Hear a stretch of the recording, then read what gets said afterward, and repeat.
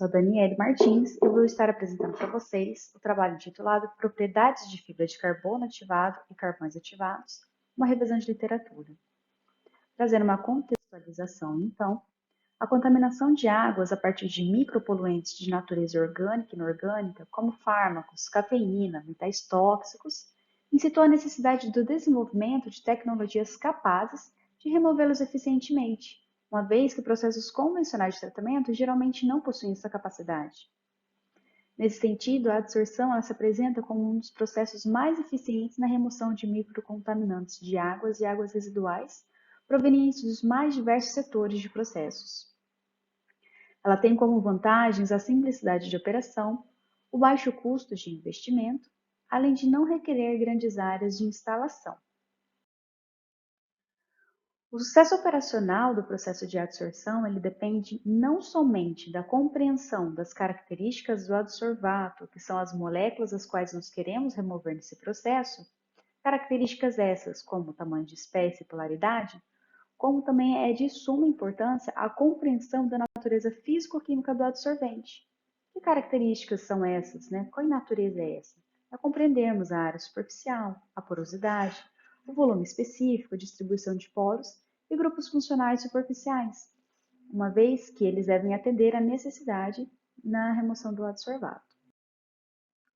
Com isso, o objetivo deste trabalho foi abordar as características físico-químicas de dois carvões ativados de diferentes precursores vegetais e da fibra de carbono ativado produzida a partir da fibra de poliacrilonitrila, PAN têxtil, com o intuito de levantar suas propriedades para que possam ser utilizadas como auxílio a estudos futuros. Bom, então foi avaliado o carvão ativado de coco de babaçu. Foram avaliados 3 trabalhos, Oliveira e Colaboradores 2017, Viotti 2017 e Ferreira 2015. Não estou trazendo para vocês a forma como esses carvões foram produzidos, nem especificamente quais foram as caracterizações de cada um. Mas aqui eu estou trazendo para vocês o apanhado, as conclusões de características que são comuns a esses carvões ativados que foram, de coco de babaçu, que foram produzidos nesses 3 trabalhos. Tá? Então, das caracterizações apresentadas nos 3 trabalhos, foi verificado que os carvões ativados de coco de babaçu, na microscopia eletrônica de varredura, no MEV, apresentaram superfície áspera e rica em poros. Já nas isotermas de adsorção de nitrogênio, apresentaram características predominantemente microporosas, com contribuição de mesoporos. Nas propriedades texturais, apresentaram elevada área superficial. E no FTIR, com relação aos grupos funcionais presentes na superfície, comumente apresentaram grupos carboxílico, fenol, hidroxila, éster e éter. Com relação ao carvão ativado de Dendê, os trabalhos avaliados foram de Ferreira 2015, Couto Júnior e Colaboradores 2015, Macias e Colaboradores 2015.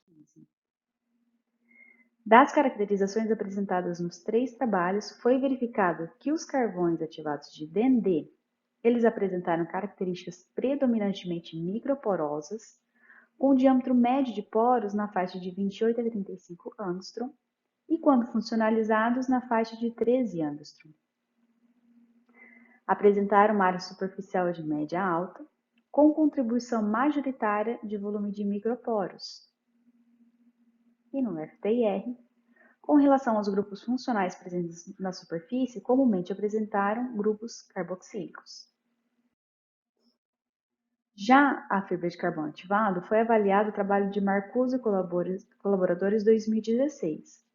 Então, a fibra de carbono ativado, nesse trabalho, foi produzida a partir de fibra orgânica de poliacrilonitrila, PAN, e foi submetida aos processos de oxidação, carbonização e seguido do processo de ativação dessas fibras orgânicas.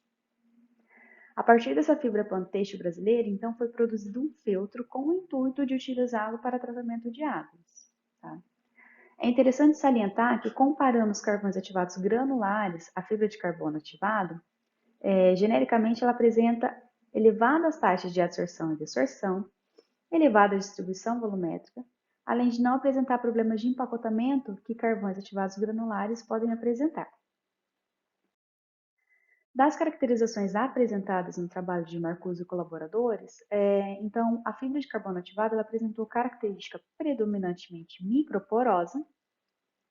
A distribuição do tamanho de poros apresentou uma maior concentração de poros ao redor do tamanho de 1,2 nanômetros, embora espera-se que haja uma porosidade ainda menor do que 1 nanômetro, só que, segundo os autores, essa era a limitação do equipamento. Também apresentou uma área superficial BET de 1.260 metros quadrados por grama, um volume total de poros de 0,59 centímetros cúbicos por grama e volume de microporos de 0,53 centímetros cúbicos por grama. A gente pode ver que realmente ele confirma que o material é altamente microporoso por essa relação de volume total e volume de microporos. E estavam presentes na superfície da Panteixo o grupo carbonila e grupos básicos, com predominância desses grupos básicos, indicando que essa fibra de carbono ativada ela apresenta comportamento básico e meio aquoso. Bom, como conclusão do trabalho, então, pelo apanhado de informações, nós verificamos que os carvões ativados de coco de babaçu, eles apresentam uma elevada área superficial, características predominantemente microporosas, embora haja contribuição de mesoporos, assim como presença de grupos carboxílicos, fenol, hidroxila, éster, éter em sua superfície. Os carvões ativados de Dendê apresentaram predominantemente microporosidade e, consequentemente, contribuição majoritária de microporos, média a alta área superficial e grupo carboxílico em sua superfície.